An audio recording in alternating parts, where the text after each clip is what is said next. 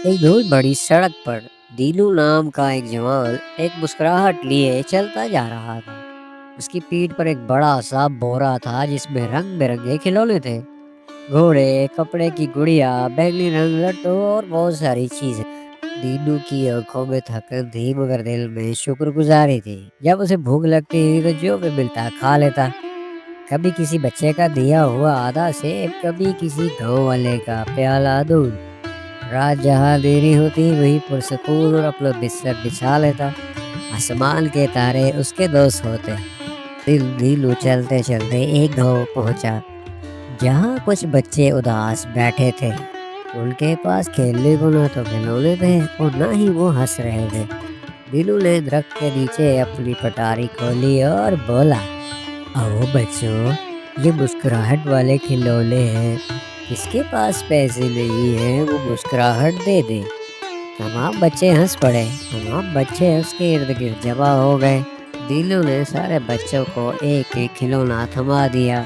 पूरा गांव जैसे जाग उठा। क्या कहे, शोर, रंग, सब एक साथ। उस दिन दिलू ने कुछ कम नहीं कमाया मगर वो खुशी जो उसे मिली वो सबसे ज्यादा कीमती थी। अगले दिन तेज बारिश होने लगी। दिलू के कपड़े, खिलौने सब भीग जाए। वो जंगल के किनारे पहुंचा तो एक टूटी फूटी पुरानी झोपड़ी नजर आई। वो उसके करीब गया तो देखा जैसे सदियों से यहाँ कोई नहीं आया। खिड़कियों पर जाले, उसके अंदर फर्श पर धूल जमी थी। दीनू ने अंदर झांका तो बोला, कितनी पुरानी यादों वाली जगह लगती है। शायद यहाँ कोई बरसों से नहीं आया। वो वहीं रुक गया, खिलौनों को अंदर रखा और पहली बार दिल में ख्याल आया कि शायद अब मैं कहीं ठहर सकता हूँ। अपने सर पर छत का एहसास ने उसे और मुतमईन कर दिया। उसने थोड़ी सी जगह को साफ किया ताकि वहां सोया जा सके और एक साइड पर हल्की सी आग जलाने की कोशिश की और आग जलाकर वो वहां पर लेट गया। दीनू ने उस जंगल के घर को आहिस्ता आहिस्ता ठीक करना शुरू कर दिया। पहले मरहले में उसने सारी साफ सफाई शुरू की, फिर जो टूट फूट थी उसकी मुरम्मत की और छत को ठीक किया। अब घर की मुरम्मत पूरी हो चुकी थी। उसने देखा तो घर अब रहने के काबिल था। उसने सोचा कि अब कुछ नया किया जाए। वो गांव गया और मंडी के किनारे एक छोटा सा खिलौनों का ठेला लगा लिया। हाँ, और भी बहुत से दुकानदार थे तो वह लोग खरीदारी करने के लिए आते थे। खिलौनों के शौकीन बच्चे दौड़ते हुए आते। गांव वाले उसकी मेहनत देखकर तारीफ करते। दिनों के खिलौने गांव की पहचान बन गए। एक रात उस गांव में एक चोर घुस आया। उसने देखा कि एक स्टॉल है जिस पर बहुत से खिलौने पड़े।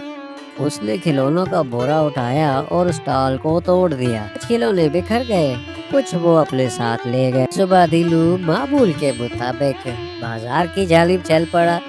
जब वहाँ पहुंचा तो उसका स्टॉल टूटा हुआ था। अपने स्टॉल को टूटा हुआ देखकर वो खामोश बैठ गया मगर मायूस नहीं हुआ। वो बोला, अगर किस्मत ने सब छीन लिया है तो मेहनत फिर दिला देगी।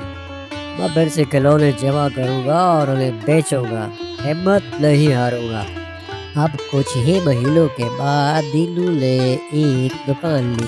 उसकी दुकान में हर तरह के खिलौने मौजूद थे और लोग उन्हें बड़ा पसंद करते थे। उसके खिलौने हाथों हाथ बिक जाते। जो भी लाता सब बिक जाता।